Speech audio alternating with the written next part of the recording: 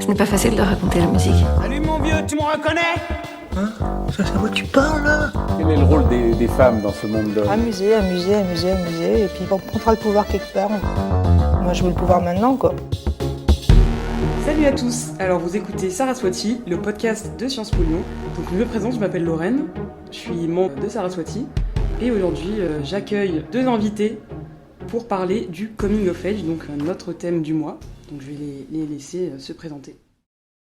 Salut à tous, alors je m'appelle Morgane, je viens d'entrer à Sciences Po Lyon et je suis ravie d'être là pour un épisode sur le coming of age. Bonjour, je m'appelle Martin et je suis très content d'être là pour ce podcast qui m'a l'air hyper intéressant. Du coup voilà, on essaiera de dire des choses hyper intéressantes. Je voulais commencer par le podcast, par expliquer pourquoi on a choisi ce thème. Le coming of age, du coup, c'est l'entrée à l'âge adulte. Donc c'est ultra mal représenté dans les médias, dans la société, etc. Je voulais dire quelques définitions du coming of age qu'on a trouvé. Déjà, c'est acquérir l'âge légal, donc 18 ans, vibe et tout. La confirmation d'un individu en tant qu'adulte responsable au sein d'une communauté religieuse, souvent religieuse. Coming of age, c'est en mode tu peux vivre tout seul, tu peux te marier, tu peux avoir toutes les responsabilités religieuses que tu veux. Je sais qu'il y a des gens qui refusent de voir ce qui nous arrive. Des gens qui oublient ce que c'est que d'avoir 16 ans dès qu'ils en ont 17. Et je sais que nos histoires vieilliront avec nous et que nos photos seront un jour toutes racornies. Et qu'on deviendra à notre tour parents d'adolescents. Mais pour l'instant, ce ne sont pas encore des souvenirs. Enfin voilà, il y a beaucoup de significations derrière ce terme, mais si vous avez des choses à dire... Je sais pas, j'imagine que tu le vis différemment en fonction de la culture, en fonction de là où tu habites, en fonction de finalement les habitudes que tu as acquises au cours de ta socialisation. Enfin, c'est quand même une période de transition qui est assez importante. Surtout les filles, enfin, on en reparlera plus tard peut-être avec l'hypersexualisation, etc. Mise directement de l'adolescence à l'âge adulte et projetée vers l'âge adulte, alors que finalement peut-être elles ne sont pas forcément prêtes. Du coup voilà, je pense qu'il y a plein de choses à dire et plein de choses différentes à dire sur ce sujet en fonction de l'âge, la culture et le milieu de vie. C'est ce qu'on se disait du coup quand on parlait un peu avant du thème, c'est que coming of age est tellement différent des filles et des garçons. Par exemple, on attend des filles qu'elles soient matures, du coup qu'elles coming of age ultra rapidement, et si elles font un truc qui est pas en accord avec cette maturité, on va plus leur en vouloir qu'un homme, alors qu'un homme, on va être en mode ouais mais il est pas mature, c'est encore un ado, c'est pas vraiment un homme, etc. Je vois vraiment le coming of age aussi comme, en tout cas dans les séries, dans les films, dans les livres, comme un moment vécu vraiment en mode choc, comme si d'un coup dans le film il y avait un choc et il y avait un moment de naïveté en fait qui se brise, enfin la naïveté se brisait d'un coup et la personne rentre dans l'âge adulte, doit faire face à ses responsabilités. Et en fait je trouve que dans la vraie vie, en tout cas ça dépend forcément du vécu de chacun, et c'est peut-être plus une transition dans la vraie vie que dans la représentation culturelle ou dans tous les biens culturels. Et je pense que, enfin là par exemple je rentre dans la vie étudiante et petit à petit tu prends des responsabilités, alors que dans les films je trouve qu'ils veulent forcer le trait sur un état de naïveté et de choc. Et ça passe grave par, encore une fois, l'hypersexualisation. En mode, avant elle est en mode toute mignonne, etc. Et après, hypersexualisée. C'est hyper cliché, mais par exemple dans les films ça va être genre elle rencontre un garçon et d'un coup elle lui brise le cœur. Il y a toujours un garçon. Sandy, qu'est-ce que tu as fait cet été? Oh, j'ai passé mon temps à la plage. J'y ai connu un garçon. T'as fait tout ce chemin pour te taper un seul mec? Je vais juste passer du coup au thème du débat. C'est la représentation, donc on a pris ça au sens large. Mais la représentation de notre génération du coup dans les films, dans les médias, on en a déjà un peu parlé. Si vous voulez dire votre idée de la représentation, si c'est important pour vous, pourquoi ça l'est, etc.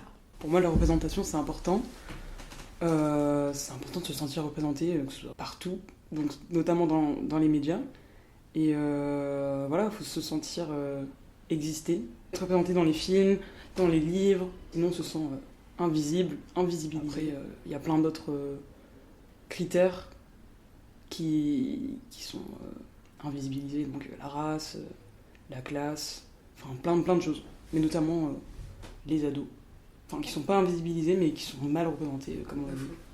Du coup, c'est ce que j'allais dire. La représentation, c'est important dans le sens où on est très mal représenté et ça joue sur notre psychologie. Enfin, psychologie, sur notre mental, du moins.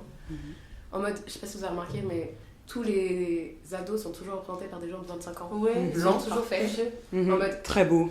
Très beau. Musclé. Et il y a personne qui a de l'acné, hein. Il y a aucun acteur qui a de l'acné.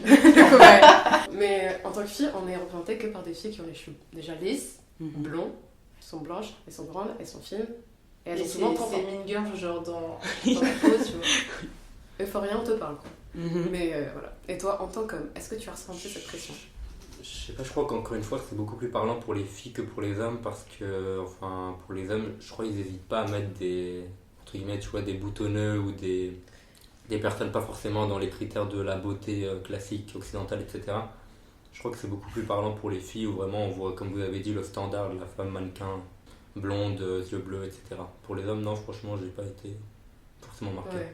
Mais j'ai l'impression que dans les films, il n'y a pas de demi-mesure. En fait, par exemple, il y a le mec hyper beau Mhm. et il y a le meilleur pote qui est un peu moche, mais à la fin, elles sont amoureuses, tu vois. C'est Mais hyper oui. cliché, mais à chaque fois, c'est ça. Mais de fou. Mais c'est surtout que en tant que jeune, genre quand t'as 13 ans, tu te dis mais tout le monde à 13 ans doit être aussi beau, tout le monde doit Mhm. être mature comme ça, alors que Mhm. clairement à cette époque, bah, on est tous moches quoi. Mhm. Enfin, j'espère. Mais souvent, tu regardes ce genre de. Où tu lis, ou tu regardes par exemple ce genre de film, je trouve, plus jeune, et tu idéalises par exemple, je sais pas, genre le lycée. Mhm. Ou alors tu le regardes plus vieux, et en mode. D'un coup, ça t'intéresse plus. Enfin, Ouais. je sais pas, je trouve que c'est plus un fantasme de grandir, plus que dans le moment où tu vas le regarder. Ouais. De fou. Mais ouais, du coup, tu te crées des attentes. Alors, Enfin, c'est c'est pas des comme ça, la illusions, vie. quoi. C'est une pure illusion. Enfin, il y a tellement de films qui m'ont. Mais rien que Qui sur les m'ont États-Unis, tu attiré. sais. Moi, tout le monde Ouais. voulait partir aux États-Unis parce que t'as le truc du grand lycée, du Mhm. grand campus, Les etc. casiers. C'est ça, les Match de casiers. foot. Et tout. Après, c'est peut-être comme ça là-bas, je sais pas, je suis jamais allée, franchement. Mais... franchement, en France, c'est pas ça. Non. L'université, c'est plutôt moyen. Après, il y a par exemple, il y a Scam, vous voyez. Ouais. Oui. Moi, j'ai bien aimé Oui. parce que je trouve que là, les acteurs, je crois, ils ont pas l'âge. Non. Mais j'aime bien parce que je trouve que c'est assez fidèle à la réalité. Ils amplifient pas les problèmes. Certaines Un fois, peu. oui. Non, mais Mhm. enfin, forcément, pour avoir une histoire, tu vois, mais dans le fait d'aborder. Enfin, chaque personnage, je trouve qu'ils amplifient pas les traits de caractère, tu Ouais. sais. Ça, je trouve que ça reste un peu ancré dans le réel et c'est ça Ouais. qui m'a un peu plu. Je sais pas, moi j'ai un exemple qui me vient en tête là, vous l'avez peut-être vu, mais la série Elite. Mhm. Genre, Ouais, vraiment, non, on mais peut là- pas plus cliché. Ouais. Il y a Là, vraiment c'est- tous T'as pas les regardé Pretty archétypes. Little Liars? Ah. Non, pas. Parce que pour le coup, justement, c'était un truc qu'on voulait aborder. Le fait qu'elles ont des vies de fou. Ils et elles ont des vies de fou. C'est-à-dire, rien que Elite, t'as raison. Genre, après, je sais pas, je vais pas dans leur monde de riches, mais. Tu vois, Pretty Little Liars, elle a 13 ans, il y a une meuf qui disparaît, il y a une meuf qui se fait tuer. La go, elle sort avec son prof, elle connaît. Enfin bref, ils ont des histoires de fou. Genre, elle tue des gens, elles ont 14 ans. Alors que dans leur vie, enfin. Que des trucs qui pourraient pas arriver à Sciences Po, quoi. Ah Ah, bon. Tu sais Qui pas. sait.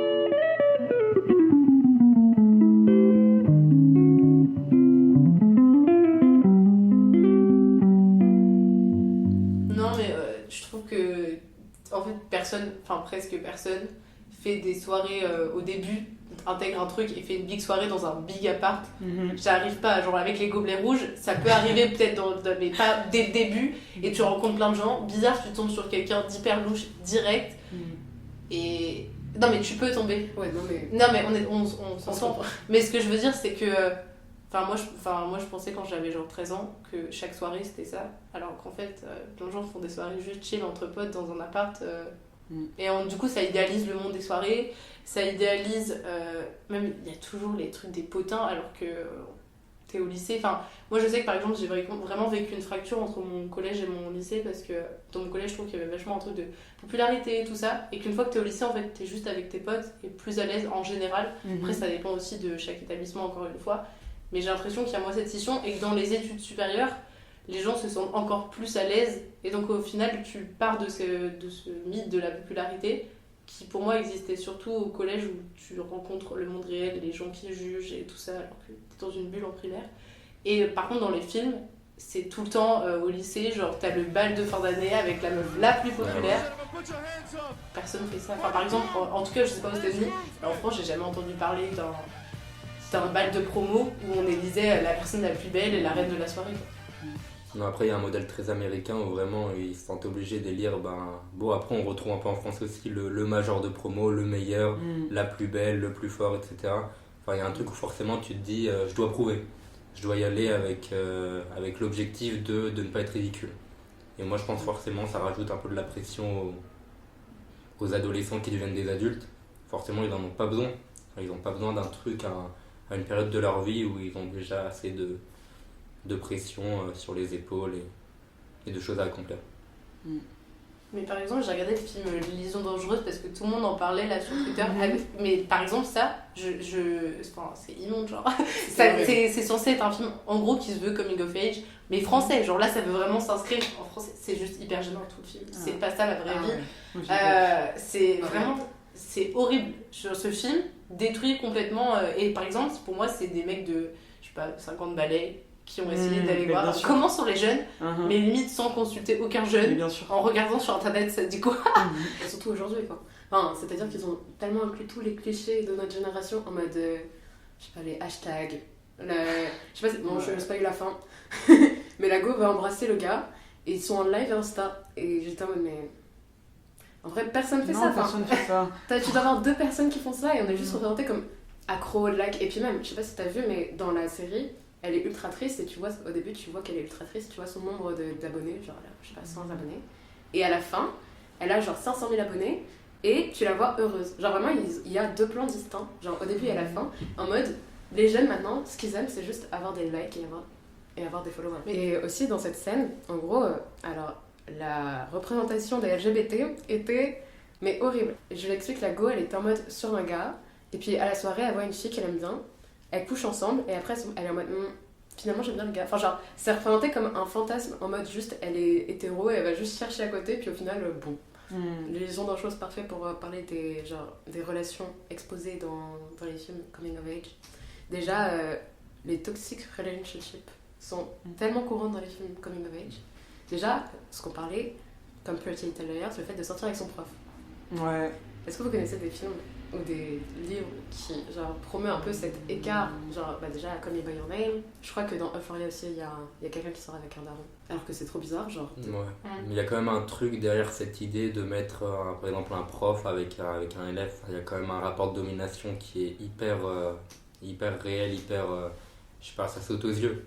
On voit vraiment comme si ça rajoutait finalement une trame au film ou à la série, de créer un rapport de domination entre un prof par exemple et son élève et de les faire entamer une relation pas amoureuse ou purement sexuelle.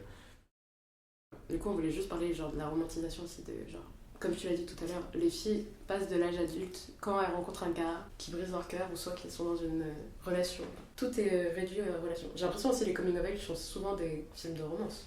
Mais par exemple, un truc, je trouve qu'il y a une période, enfin en tout cas c'est peut-être que j'étais à l'âge de regarder ce genre de film, mais vers 2019, 18, tout ça, je trouve qu'il y avait vachement de films, genre À tous les garçons que j'ai aimés, tous les trucs comme ça. On était inondés. Et ils sortaient que ça, parce que ça tourne en rond, et c'est... En vrai, ça parle que d'amour, quoi. Comme si passer à l'âge adulte, c'était juste avoir une relation amoureuse. Et à un moment donné, tu te rends compte que en fait, c'est pas cette personne qui vient pour toi, mais c'est une autre. Et du coup, t'as brisé ta naïveté. Tu sais, c'est plus genre t'as un crush parce que tu la trouves beau physiquement, mais parce que t'as appris à connaître la personne. Mais c'est pas ça le passage à l'âge adulte, tu vois, c'est pas que des relations en fait. Moi j'ai quand même l'impression que l'homme a beaucoup plus de manières de passer à l'âge adulte que la femme finalement. Enfin, dans les mœurs. Comment toi tu le vois? Bah l'homme finalement il a plein de temps, enfin pour devenir mature, on peut dire, je sais pas, il emménage ou il quitte le domicile familial et on dit, enfin tout le monde va dire, oh il est mature, il passe à l'âge adulte, etc. J'ai l'impression que la femme, il y a quand même une idée de... Je sais pas, on en parlera sûrement, mais la virginité, rien que la virginité, tu vois, il y a quand même une idée de elle est plus vierge, du coup elle est adulte. Et elle reste vierge, elle est encore enfant. Enfin, il y a tout un fantasme autour de ça. Et je trouve que vraiment le passage à l'âge adulte de la femme est beaucoup plus pas centré sur l'aspect sexuel que les hommes qui ont beaucoup plus de manières de s'émanciper.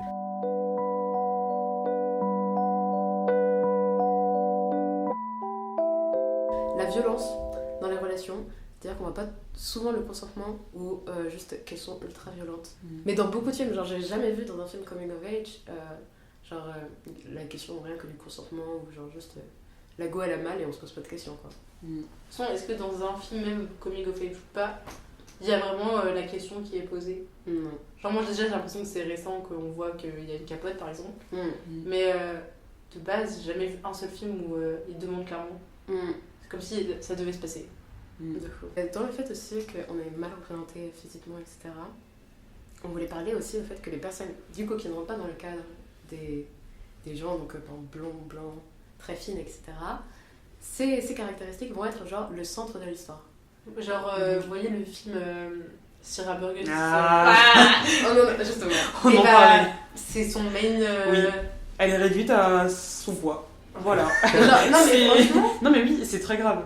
C'est problématique. Ou alors il y a un film. Il y en a qui s'appelle Journal d'une princesse. Et genre, à un moment donné, en gros, genre, ils vont la relooker. Et d'un coup. Et là, tu sais, genre, Paillette, comment elle arrive. Et elle est belle. Mais tu peux être toi-même sans forcément avoir tous les critères de beauté sur toi. Et c'est ce que. Du coup, c'est surtout pour les personnes rondes. En mode Fat Amy de Pitch Perfect. Ah non. Après, elle est pas. Ah, c'est la blonde. Oui, et genre en fait, déjà son nom c'est Fat Amy, et souvent aussi les personnes rondes sont juste des personnes drôles. Oui. Oui. Oui. Et on s'attache à elles en mode nounours. Ouais. Et elles sont drôles parce qu'elles sont rondes. Enfin, en mode, le personnage est ancré par rapport aux caractéristiques. Je trouve ça ultra triste aussi.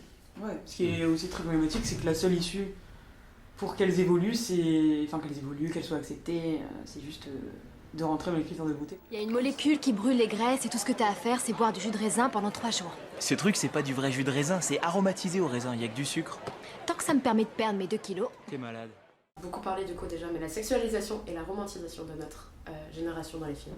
Déjà, on voulait parler du male gaze dans les scènes de sexe, notamment LGBT, ou en vrai dans tous les films, le fait que les femmes soient toujours représentées sous l'angle masculin. Peut-être définir le male gaze. Ah ouais, de fou. J'étais carrément ma tête. Mais gaze, c'est regard, non? Du coup, c'est juste le point de vue de l'homme dans la réalisation d'un film, en gros. Ouais. Une scène qui va être tournée avec des plans spécifiques, avec même l'histoire spécifique pour plaire à une gente masculine. Le plus grand exemple qu'on a tous, je pense, c'est La vie d'Adèle. Je sais pas si vous l'avez tous vu ici. C'est en gros une série, un film de 2 femmes qui s'aiment, et les plans sont juste horribles, genre c'est juste le réalisateur qui s'en sert, littéralement. Enfin bref, du coup, la sexualisation des femmes passe par le male gaze. Est-ce que vous avez des choses à dire, genre? Comme on l'a dit un peu, ça représente grave le passage à l'âge adulte, en mode qu'elle se sexualise de fou. Mais par exemple, c'est un truc que je me dis, le sexe, ça reste au cœur de la société, mais enfin, c'est pas que ça la vie. Et par exemple, j'ai jamais vu un film, mais même un film coming of age, il n'y a aucune scène de sexe ou aucun sous-entendu de sexe.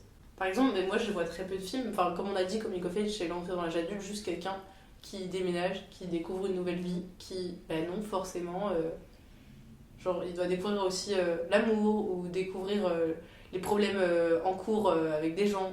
Enfin, en fait, le problème, c'est qu'on peut mettre tous ces ingrédients dans un film parce que ça fait aussi partie de la vie. Mais le truc, c'est qu'il y a ça dans chaque film. Et du coup, je trouve que juste, on pourrait faire plus de films avec plein de problématiques différentes.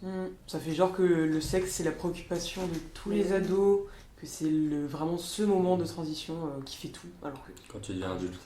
Ouais. Non, mais il y a un truc dont j'aimerais parler, enfin, qui me turlupine un peu. Enfin, il y a une fascination avec la majorité, surtout au niveau, enfin, pour les femmes. J'ai l'impression que vraiment, il y a des hommes qui attendent les 18 ans d'une femme, par exemple. Enfin, rien que le fait de dire j'attends qu'elle soit majeure, par exemple, tu vois, pour, entre guillemets, elle est majeure, tu vois, 17 ans et 11 mois, non, je peux pas, je peux rien faire avec elle, tu vois. Par contre, 18 ans, un mois plus tard, là, tout va bien. Genre, je peux avoir 20 ans, 30 ans, 40 ans, tout va bien, je suis dans la légalité. Il y a un truc hyper glauque dans ça, c'est-à-dire que tout le monde évolue à sa manière. T'as 18 ans, mais tu peux très bien ne pas être encore complètement mature et pas prête à avoir, je sais pas, des relations sexuelles avec un homme 20 ans plus âgé, tu vois. Et, je sais pas, c'est complètement normal. Et il y a vraiment, je sais pas, une sorte de fascination où tu te dis, elle a 18 ans, du coup, hop, elle est adulte, tout va bien. Et comme si on devait attendre, enfin, tout le monde attendait de la femme qu'elle ait 18 ans, en mode, elle a bientôt 18 ans, pour l'instant je peux pas, elle a 17 ans, mais dès qu'elle aura 18 ans, je me jette dessus, tu vois. Ah, ok, rien n'a changé. Alors que les gars, j'ai l'impression que c'est l'inverse. Ouais, complètement. Mais je l'entends beaucoup, là, ce que je viens de dire, je l'entends enfin, au quotidien, enfin, des gens qui disent ouais, elle a bientôt 18 ans, faut que je me contienne, limite. Limite, faut que je me contienne. Là, on est vraiment sur des trucs, je sais pas, très très glauques. La sexualité des hommes est beaucoup plus précoce et souvent c'est représenté comme, là dans les médias comme dans la société, je parle. C'est bien d'avoir des relations sexuelles en tant qu'homme. Plus t'es jeune et mieux c'est, alors qu'une fille, c'est chaud. Et par exemple, je trouve que j'ai jamais vu, sauf par exemple, je crois dans Sex Education, la question du vaginisme, par exemple. Alors que personnellement, j'ai plein de potes qui font du vaginisme ou qui ont fait du vaginisme. Et genre, comme ils sacralisent vachement le truc de la première fois dans les films, en fait, on dirait que tout se passe à chaque fois hyper bien. Soit c'est trop romantisé, soit d'un coup il y a un problème et ça se fait pas. Non mais quelqu'un a déjà vu un mec être stigmatisé parce qu'il avait eu trop de partenaires sexuels par exemple. Enfin, là, pour parler par exemple du body count, tu vois, un mec qui peut avoir autant de partenaires sexuels qu'il veut, il va être vu un peu comme un crack quoi. Un mec, waouh, putain, il est trop fort et tout. Vraiment trop séduisant. Alors que direct une femme, 1, 2, 3 à la limite, bam, troisième partenaire, dit waouh. Genre tellement de... Intériorisé. Mais oui, le sexisme intériorisé. Mais parce que là, le podcast, on va dire qu'on parle de représentation et de passage à l'adulte, mais en vrai, c'est toute la société, mais genre, en définition, le problème, parce qu'en fait, tout est lié. Par exemple, tout à l'heure, on parlait des représentations des personnes, je sais pas, grosses ou anorexiques. C'est pareil dans le mannequinat, tu vois, des trucs, en fait, tout est lié, genre. Non, mais oui, en vrai, de toute façon... Et encore, j'ai l'impression que ça... Après, c'est peut-être idéaliste, mais j'ai l'impression que ça tend à faire des efforts, à briser des tabous et... C'est ce qu'on voulait parler aussi, on en parlera peut-être pour conclure et tout, mais le fait que ça commence à changer. Mais je trouve que justement ça change, mais dans le... Enfin, L'abus. on force, ouais, dans l'abus. Genre, à un moment donné, ils se sont tous dit, il faut que je mette une personne... un mec gay, Ouais, les voilà. lesbiennes, elles étaient même pas représentées, et il y a un mec gay dans le film, c'est le meilleur pote. Et genre, Ouais, et ça ridiculise tout. Enfin, personne ne prend au sérieux du coup la représentation et... Ouais. Sexualisation des hommes gays aussi est très présente, surtout avec genre l'émergence des BL et tout, enfin, des boys, des séries boys love, où on sexualise de fou une relation amoureuse entre deux hommes, mais entre deux femmes. Je voulais parler un peu du coup de la représentation dans la société des filles et surtout des adolescentes et de notre âge. Comment tout ce qu'on aime est décrédibilisé, mais absolument dans tout, alors que les hommes, par exemple fans, etc., vont être très en mode c'est qu'une passion quoi. Je disais ça par rapport par exemple Twilight, après même si c'est pas le meilleur film au monde, les filles aiment Twilight donc c'est nul. Bah là avec la K-pop c'est surtout des filles et on va vraiment décrédibiliser le chanteur et Nekfeu. Un peu position. Mais en mode, est-ce que vous trouvez pas que Nekfeu est décrédibilisé? Enfin, je suis d'accord qu'on peut aimer et pas aimer, mais surtout parce qu'il a une grande communauté féminine. du coup, moi je suis rentrée dans le rap par Nekfeu, mais maintenant aujourd'hui j'écoute presque plus. Ça me fait bizarre quand je l'écoute, mais alors qu'en fait je le trouve fort, c'est juste que moi je crois que c'est le public qui m'a dégoûtée. Genre c'est dans l'abus de. En fait, c'est des. Ce que j'ai l'impression, c'est que tu peux même pas avoir de discussion avec certaines personnes sur Nekfeu parce que, genre, soit les personnes ont écouté que les sons mainstream, on va dire ah il est trop beau et tout. En fait, et j'ai l'impression qu'à la fin, tu sais, on cultive aussi ce truc de se dire que la communauté est toxique. Oui. Du coup, bah ouais, Nekfeu, je trouve, en vrai, il en souffre parce que. En vrai, il est fort en tant que personne et moi, j'ai Mais il l'a dit, hein. plus. Il l'a dit dans un de ses sons, je crache sur ma commu, un truc comme ça. Enfin, clairement, même lui, il en a marre. Ouais, mais est-ce que c'est parce qu'on a juste, même en tant que fille, on a du sexisme interné en mode c'est surtout des filles qui aiment, c'est pas ouf. Ouais, moi je pense que oui. Hein. Il y a plein d'artistes, enfin en gros je m'auto-censure de plein de choses, juste parce que je sais que le public est très féminin et pas calé sur le sujet, enfin comme si les femmes n'avaient pas de vrai goût. Et en vrai, c'est surtout dans le domaine du rap et de la musique en général. Enfin, je me suis vraiment auto-censurée plein de fois en me disant non, le public est trop pas compétent et souvent le public était un public de femmes. Enfin, un public féminin. En fait, c'est que par exemple, dans le cas de Nekfeu, c'est en général, tu peux tomber sur des gens très jeunes. Bah, je dis pas que des. En vrai, c'est pas que des filles, c'est juste que très très jeunes. Et enfin, ça dépend. J'ai l'impression que par exemple, tous les rappeurs blancs souffrent de ce truc, tu vois. Genre Nekfeu, il y a genre L'Homme Pâle, tout ça, ils ont des communautés, on va dire que c'est la majorité de filles. Alors tu vois, tu utilises quand même le mot souffre. Comme si c'était. Parce que justement, tu vois, ça, on est devenu une question là. Donc ça veut dire qu'on s'est quand même dit qu'il y a un problème avec la communauté, tu vois. Et lui, il l'a demandé, il sort ses sons.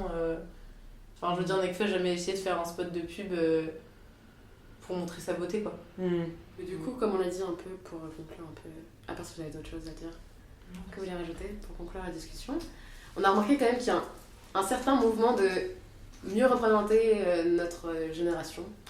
Surtout auprès de Netflix, bon, des fois dans l'extrême, en poussant à bout le concept de représentation. Mais déjà, par exemple, il y a quelques séries avec des vraies personnes qui ont vraiment le même âge. Je parle de Young Royals, qui est sorti. Je sais pas si vous avez vu. Mais en gros, incroyable, mais des fois, les étudiants ont des boutons, des choses comme ça. Mais non, mais je dois regarder. Je te jure. Et en gros, je te jure que c'est vraiment des gens qui ne sont pas parfaits et ça fait du bien. Et ça fait du bien. Et c'est fou que ça nous fasse autant de bien. Mais oui. Mais genre vraiment, c'est un soulagement alors et que t'es choqué non. positivement alors que Il y a aussi, c'est toi qui l'as mis, je crois, We Are Who We Are. Et bizarrement, c'est le même réalisateur que Call Me By Your Name. Et pour le coup, enfin, après c'est subjectif de fou, mais j'ai trouvé que la série était hyper bien représentative des ados. Après, c'est un contexte particulier, etc. Enfin, faut voir la série pour comprendre. C'est un peu un monde assez à part. C'est pas du tout un monde scolaire, classique, comme la majorité des coming of age. Mais enfin, j'ai trouvé que c'était super bien représenté. Les problématiques étaient simples, genre juste des ados un peu tourmentés par leurs émotions, par leurs sentiments et tout, mais enfin, dans la simplicité, quoi. Enfin voilà, j'ai trouvé que c'était une super bonne série. Vous avez des recommandations, des choses comme ça à dire? Alors ça fait un peu vieux, mais je trouve que même si moi je me sens pas représentée dedans, genre le cercle des poètes disparus, je trouve que c'est un coming of age movie qui est un peu réconfortant. Il y a un prof et genre avec que des mecs et en fait ils parlent de littérature ensemble, je crois que c'est de la poésie. Et genre en fait ils forment un peu un groupe, bon il y a un truc à la fin je peux baptiser, mais je trouve qu'en fait juste comme les gars ils rentrent à l'université pour la majorité, je trouve que c'est un bon.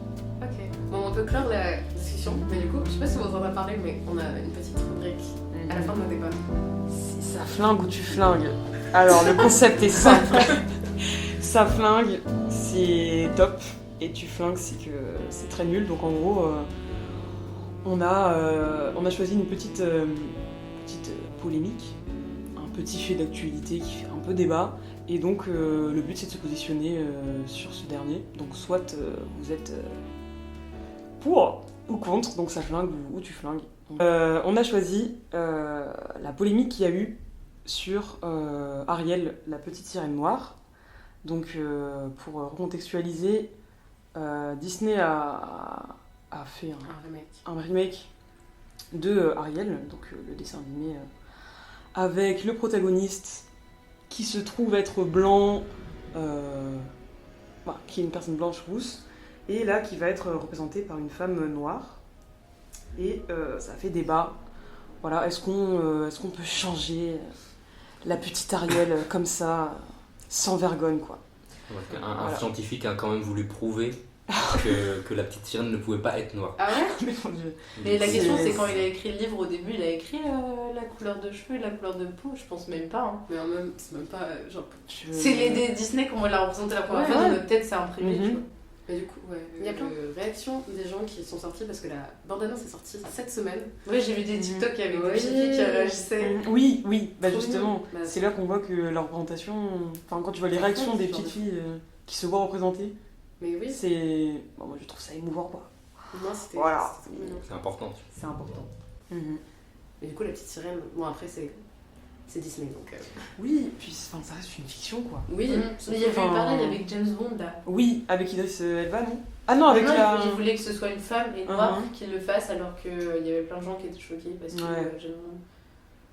J'ai toujours pas d'avis là-dessus parce que d'un côté je trouve ça top et d'un côté les gens qui disent que du coup à la base genre James Bond c'était vraiment l'histoire d'un mec qui a genre alors en dépit de la couleur de peau, je suis d'accord que à la base du coup James Bond c'était quand même un mec. Mais du coup, comment installer une série, enfin, je veux dire, pas une série, mais vous avez compris quoi, un personnage aussi important dans l'espace public qu'est James Bond, mais avec une femme, du coup, c'est plus dur une fois que ça a déjà existé avec James Bond, quoi. Mais c'est un travail à faire. C'était en mode, les blanches de base. Ça détruit toute mon enfance. Vous avez regardé Ariel? Ça détruit rien. Enfin, sa couleur de peau n'apporte rien au scénario, à l'histoire. Ils peuvent encore regarder les pages mais bien sûr, mais bien sûr. Avant. Si ça leur manque tant la blanchité, allez-y. Bon, du coup, ça flingue. Ça, ouais. Bah non, du coup, tu flingues. Enfin, en tout cas, moi, je flingue. Mais Ouais. Oui. J'ai pas. C'est quoi cette nuance là? Ouais. Mais ça flingue, c'est. Ça flingue, c'est genre. C'est lourd. Ça tue, quoi. lourd. Bah ouais, ça flingue alors. Ah oui, du coup. Une femme noire. Oui, ça flingue. Mais on parle des réactions plutôt. On flingue les détracteurs. On flingue les. Ouais. Mais encore une fois, pour apporter une nuance à cette révolution qui est dans la représentation, c'est toujours une light skin. Et c'est quelque chose que j'ai très vite remarqué dans les Disney, c'était que les personnes noires sont que light skin. Mais après, je pense que ça mérite une discussion au-delà de ce podcast-là. Mais le fait que les personnes noires sont juste. Après, c'est déjà ça, mais elles sont jamais noires. Non. Ouais. Et elles cochent des critères de beauté Oui. Eurocentré, genre nez assez fin, tu verras jamais de noir avec un nez épaté, un afro bien crépu, bien dur, bien sec. Et encore c'est fine. pas possible. Oui, encore fine. Tu ne peux pas avoir plusieurs critères qui ne sont pas dans les critères de beauté, Non. quoi. Mais du coup, c'était ça. Ah ouais. Merci. Merci de m'avoir invité. Oui, merci à vous d'être venus. Ouais. Mais dans tous les cas, je pense qu'on va vous revoir vu que vous êtes un peu de la famille. Ah. C'est dit, hein. C'est dit. Merci d'avoir écouté ça. Bisous. Vivre sur terre, loin de la mer,